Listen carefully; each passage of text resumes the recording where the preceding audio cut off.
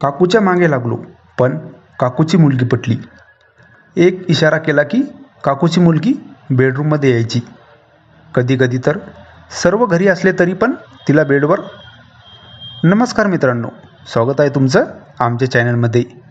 तुम्ही जर अजून आमचं चॅनल सबस्क्राईब केलं नसेल तर प्लीज चॅनलला सबस्क्राईब नक्की करा. घराच्या भिंतीला भिंत लागूनच शेजारी सविता काकू राहत होती. जेव्हा सविता काकू नवीनच लग्न होऊन आली होती तेव्हा तर सविता काकू एवढी गोरीपान दिसायची. तेव्हा मी लहान होतो, तरी पण सविता काकूवर माझं मन आलं होतं. मी तेव्हा 12-13 वर्षाचा असेल.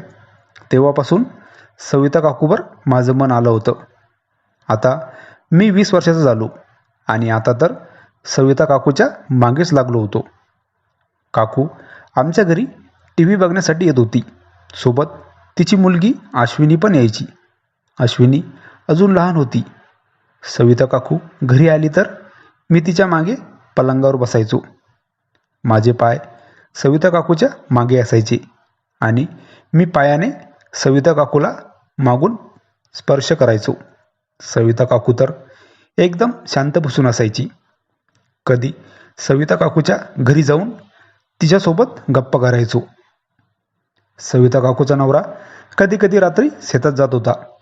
मला जेव्हा कळायचं की सविता काकूचा नवरा शेतात गेला तेव्हा तर मी सविता काकूच्या घरी जाऊन बसायचो.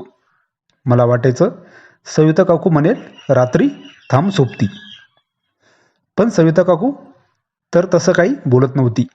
2 वर्षात मी अशी एकही संधी सोडली नव्हती. सविता काकू काहीतरी, पण सविता काकूने मला तसली संधी दिलीच नाही. मी तर खूपच परेशान झालो होतो. सविता काकूची मुलगी आता मोठी झाली होती. ती दुपारी माझ्या घरी आली टी व्ही बघायला. घरी मी एकटाच होतो. ती येऊन माझ्याजवळ बसली. मी पलंगावर गेलो आणि थोडं अंग टाकलं. अश्विनी पण पलंगावर आली आणि माझ्या बाजूला. मी तिला सहज जवळ ओढलं आणि ती पण माझ्याजवळ स्वतःहून. तेव्हा तर मी फक्त थोडाफार आणि नंतर ती तिच्या घरी गेली. दुसऱ्या दिवशी पण काकूची मुलगी घरी आली आणि आज ती माझ्या एवढ्या जवळ होती की मला तर सहन झालं नाही आणि मी तिला बेडरूममध्ये घेऊन गेलो आणि तिच्यासोबत. एवढे वर्ष मी सविता काकूच्या मागे लागलो होतो, पण सविता काकूची मुलगी पटली होती. तिला एक इशारा केला की ती बेडरूममध्ये यायची. कधी कधी तर माझ्या घरचे घरी असले तरी पण मी तिच्यासोबत बेडरूममध्ये.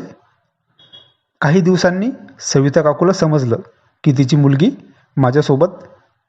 तिने आता लवकरच मुलीचं लग्न करायचं ठरवलं आणि माझ्यापासून तर आता सविता काकूची मुलगी सविता काकू दूरच ठेवत होती.